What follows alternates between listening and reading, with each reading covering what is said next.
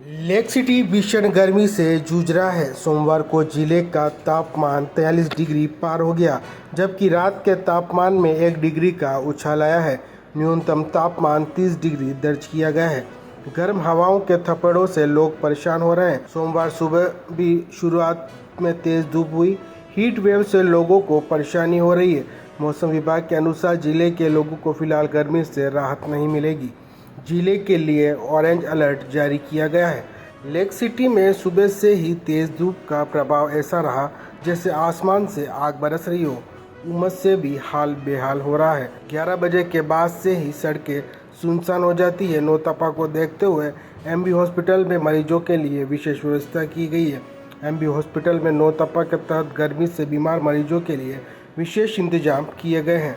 MB hospital की emergency में आने वाले मरीजों के अलग से बेड की व्यवस्था की गई। साथ ही बच्चों के वार्ड में भी अलग से व्यवस्था की गई। दोनों ही जगहों पर मरीजों के लिए दवाइयों के साथ साथ ज़रूरत की चीज़ें उपलब्ध रहेगी।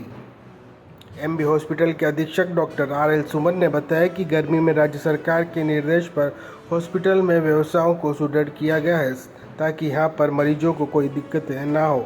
हॉस्पिटल परिसर में लगे सभी वाटर कूलर में पानी की पूर्ण रूप से व्यवस्था की गई है। साथ ही कई वार्डों में एसी भी लगी है।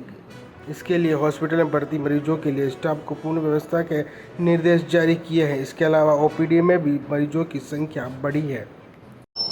जी सर, तापमान में किस तरह की व्यवस्था है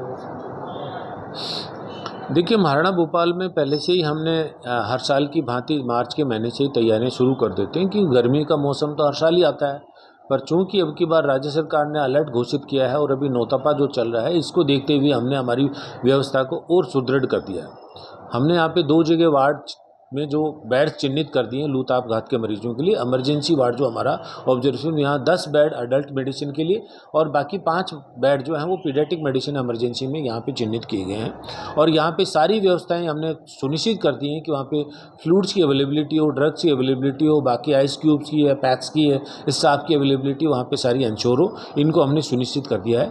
यदि हमारे पास कोई भी पेशेंट शहर का या कोई भी जिले का या कोई बाहर से संभाग से रेफर्ड पेशेंट आता है तो उसको आते ही हम वहाँ पे लेकर के स्टेबलाइज करेंगे एंड देन फिर उसके बाद में ज़रूरत के मुताबिक उसको आईसीयू या वार्ड में हम उसको रेफ़र करके शिफ्ट कर लेंगे यहाँ पे। इसके अलावा हमने जो वार्ड्स में जो भर्ती मरीज हैं या जो डेली आ रहे हैं, इसके अलावा ये सभी वार्ड्स में जो ठंड का, जो कूलिंग का या एसी का इंतजाम पूरा किया है। वार्डों के अंदर ज़्यादातर में कूलर और बाकी आईसीयू या ओटी हैं जो हमारे इमरजेंसी, जहाँ पे एसी का इंतजाम हमारा बंदोबस्त किया गया है। इसके यहाँ पे भी जो वार्डों के अंदर भी कूलिंग के साथ में दवाइयों की अवेलेबिलिटी को हमने इंश्योर किया है। किसी भी पेशेंट को किसी तरह की कोई तकलीफ नहीं है, उसको हमने इंश्योर किया है। और इसके साथ ही हमने जो अस्पताल प्रीमाइसेस के अंदर चारों कॉर्नर के हमारे पास में जो वाटर आरओ के प्लांट लगे हुए हैं, इनमें पानी की उपलब्धता मिलती रहे सुनिश्चित कर रहे हैं। इसके लिए पानी की में कहीं पे भी वाटर पंप को भी हमने आदेश दिए हैं कि पानी की उपलब्धता 24 घंटे बनी रहनी चाहिए। बिजली की आपूर्ति भी बाधित नहीं होनी चाहिए। इसके लिए मैंने पीडब्ल्यूडी को भी निर्देशित किया है कि हमारे जो अल्टरनेटिव वेज हैं, यदि कई लाइट चली जाती है तो उसमें डीजे, हमारे जनरेटर्स हैं वो काम करते रहें, डीजल की उपलब्धता रहे।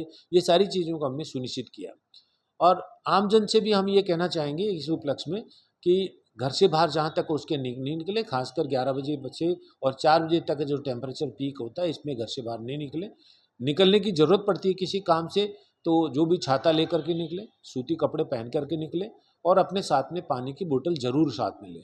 और ख़ासकर इसमें बच्चों को भी बहुत ज़्यादा ध्यान देने की ज़रूरत है। बच्चों का पूरा प्रोटेक्शन करें, पानी बार बार पिलाते रहें और ध्यान रखें, हर आदमी को ध्यान रखने की चीज़ है कि वो बार बार पेशाब कर रहा है कि नहीं कर रहा। हर 4, 5, 6 घंटे में पेशाब कर लेना चाहिए। ये सभी को ध्यान देने की ज़रूरत है। यदि शरीर में हाइड्रेशन यदि ठीक बना रहता है तो फिर लू ताप घात का असर ऑटोमेटिकली कम हो जाता है।